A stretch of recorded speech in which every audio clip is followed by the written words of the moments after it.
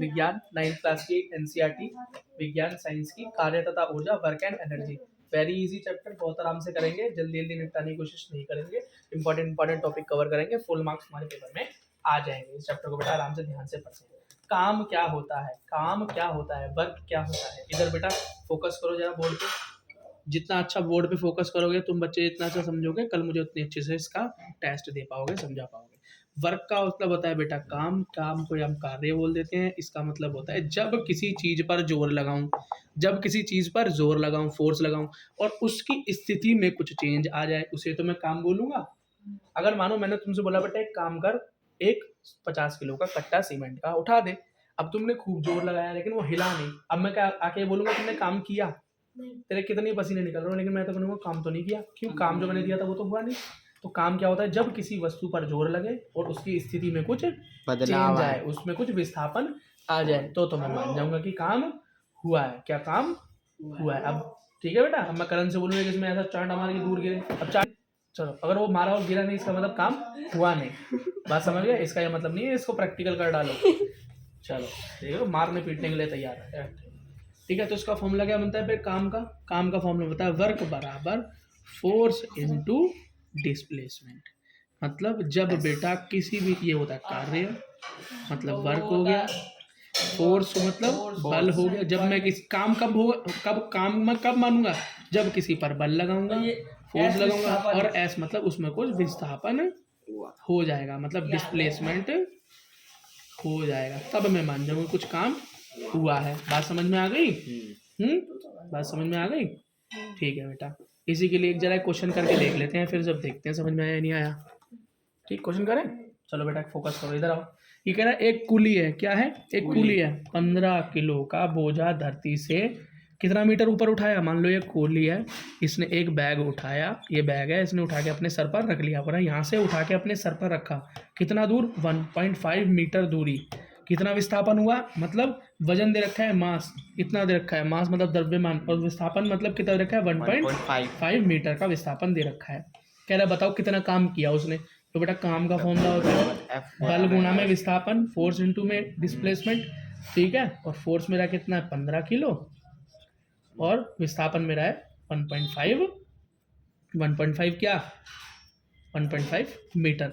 अब जरा देखो, ये किलो में और ये मीटर में, बड़ी नाइंसाफी है बेटा, सही यूनिट है। अच्छा, अब एक चीज और समझना, हमने पिछले चैप्टर में क्या पढ़ा था कि जो फोर्स होता है वो ऐसे ही नहीं निकल जाता। अब तुमने यहाँ पे फोर्स ऐसे थोड़ी निकल जाएगा, खाली की फोर्स दे रखा है भैया इतना काम, ऐसे थोड़ी निकल जाएगा। फोर्स का फॉर्मूला क्या होता है?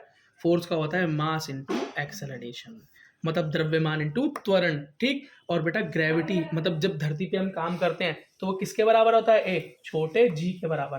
तो एफ किसके बराबर हो गया? एम इंटू जी के बराबर। और जी क्या होता है? 10 होता है। और मास कितना दिया हुआ है बेटा? 15 किलो। तो क्या हो गया? 150 फोर्स, 150 न्यूटन। अब यहाँ पर जो F लगाओगे तुम, यहाँ पर जो F लगाओगे इस फॉर्मूले में, तुम ये वाला 150 वाला लगाओगे। तो 150 इंटू 1.5 पॉइंट से हटा 10, 15/10, ये हो गया 15 इंटू 15 करोगे तो आएगा 225। काम तुम्हारा खत्म हो गया। यही बेटा क्वेश्चन था। ओके बेटा। दूसरा है गतिज ऊर्जा। क्या? गतिज ऊर्जा। गतिज ऊर्जा बहुत आराम से हमने बेटा इस चैप्टर को पढ़ा था। तो उस चैप्टर के अंदर पढ़ते हुए हमने गतिज ऊर्जा के एग्जाम्पल पढ़े थे। तो देखा था कि कोई भागता जाता है तो भागता ही चला जाता है, एकदम से रुकने की कोशिश करता है तो मुंह के बल गिर जाता है ना। या चलती हुई ट्रेन से जब गिरता है और चलती हुई ट्रेन से उतरता है और भागता हुआ नहीं उतरता तो आराम से गिरता है प्लेटफॉर्म पे। तुम जब चलती हुई बस से या चलती हुई साइकिल से उतरते हो अपने दोस्त की, कैसे उतरते हो? भागते हुए उतरते हो ना अपन भी। क्यों भागते हो? क्योंकि जो साइकिल की स्पीड होती है, तुम जब साइकिल पे बैठे हो साइकिल की स्पीड से चल रहे हो, लेकिन जैसे ही तुम जमीन पे उतरे, खड़े हो गए, धड़ाम से गिरोगे, तो तुम क्या करोगे? उसी स्पीड से चलने की कोशिश करोगे, फिर धीरे धीरे रुक जाओगे। ऐसे ही होता है, उसे गतिज ऊर्जा बोलते हैं और इंग्लिश में कहते हैं काइनेटिक एनर्जी। क्या कहते हैं? Kinetic energy. ठीक है बेटा, इसका सीधा सीधा हम फॉर्मूला याद कर लेंगे, डेरिवेशन को कोई पूछता नहीं। तो बेटा काइनेटिक एनर्जी का फॉर्मूला होता है 1/2 mv², 1/2 mv²। इसके अंदर बेटा m क्या है? m है मास मतलब द्रव्यमान। ठीक है, e क्या है? एनर्जी मतलब ऊर्जा। और v क्या है बेटा? वेलोसिटी मतलब वेग। मतलब वेग। ये छोटा वाला वी नहीं है, वो होता है छोटा वी, वो होता है वो छोटा वी होता है। भूल गए बेटा इतनी जल्दी? ठीक है, अब एक क्वेश्चन करें। क्वेश्चन देखो बेटा, फोकस करो। ये कह रहा है कि 15 किलोग्राम द्रव्यमान की एक वस्तु, मतलब कोई चीज है जिसका मास दे रखा है 15 किलो, ठीक है, 4 मीटर पर सेकंड के हिसाब से वेग कर रही है, मतलब वेलोसिटी दे रखी है, मतलब वेग दे रखा है, वेलोसिटी दे रखी है कितनी, 4 मीटर सेकंड, ठीक है। अब इसका बोल रहा है इसकी गतिज ऊर्जा निकालिए। मुझे पता है गतिज ऊर्जा का फॉर्मूला होता है 1/2 गुना एम स्क्वायर, वी का स्क्वायर होता है। लगा दो बेटा, 1/2, एम कितना 15, वी कितना दे रखा है 4, काटो 2 से 2, 15 दूनी हमने क्या गलती कर दी बेटा यहाँ पे, हमारा तो निकलना चाहिए 30। अरे हाँ क्या वे 4 का स्क्वायर तो किया ही नहीं ना, 4 का स्क्वायर तो कर लो, पहले ही काट दिया। हम भी तो एडवांस में वो बन रहे हैं, हम भी तो न्यूटन के चाचा बन गए। देखो 15 गुना 4 का स्क्वायर, अब होगा सही। मैं कह रहा आंसर कैसे नहीं मैच हो रहा। तो 4 चौक होता है 16, 2 से काटो 8। अब बेटा 15 की 8 से गुणा करोगे तो हो गया 120, ठीक। और एनर्जी, अब बेटा हमने बल पढ़ा, किसमें बल होता है न्यूटन में, लेकिन एनर्जी ऊर्जा हमेशा जूल में निकलती है। किसमें? जूल नाम के साइंटिस्ट ने एनर्जी के फॉर्मूले दिए थे, इसलिए वो अपने आप को हमेशा याद करवाने के बाद जब भी एनर्जी की बात है। अब बेटा अगली चीज, अब अगली चीज आती है स्थितिक ऊर्जा। एक ऊर्जा तो वही भागने से आई, भागती हुई चीजों में बैठने से आई, लेकिन एक होती है जब तुमसे बैठे बैठे भी एक शक्ति तुम्हारे अंदर पैदा हो जाती है। तुम बोलोगे अरे ऐसे कैसे हो जाएगी, अभी दिखाता हूँ। उसको बोलते हैं पोटेंशियल एनर्जी। क्या?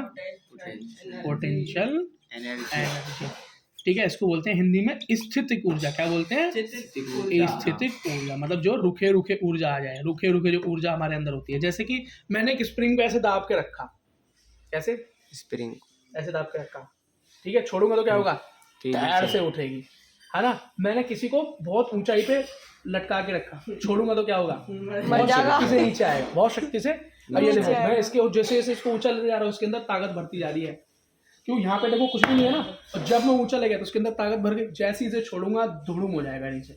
समझ रहे हो? ठीक है, स्थितिक ऊर्जा बेटा हाइट के हिसाब से आती है, और जो भी उसका वजन होता है, जो भी उसका वजन होता है, ठीक है। इसका फॉर्मूला बहुत आसान है, इसका फॉर्मूला बहुत आसान है। स्थितिक ऊर्जा का फॉर्मूला क्या है? mgh। mgh इसे होता है ना असली मसाले सच mdh, तो ये हो गया mgh, ठीक है, याद रखो स्थितिक ऊर्जा का फॉर्मूला। m का मतलब कहते हैं E = mgh फॉर्मूला होता है। m का मतलब मास होता है, मतलब द्रव्यमान। g का मतलब क्या होता है? एक्सेलरेशन ड्यू टू ग्रेविटी, मतलब फ्री फॉल, मुक्त पतन। इसकी वैल्यू 10 होती है। और h मतलब हाइट, ऊंचाई, h मतलब हाइट मतलब ऊंचाई, बस यही तो होता है, इसकी वजह से ये फॉर्मूला बनता है। अब क्या होगा, अब तुम्हें पता है जी क्यों लगता है हर जगह, ये जी बेटा इसीलिए लगता है क्योंकि इस धरती पे तो जी लगेगा ही लगेगा, है ना। और जो ऊंचा ले जाएंगे नीचे ले जाएंगे, ताकत कहाँ से आती है? जी की वजह से ताकत आती है। पार्ले जी नहीं है, ये गुरुत्वाकर्षण वाला जी है। देखो बेटा इसमें से क्वेश्चन करते हैं, देखो फोकस करो जरा।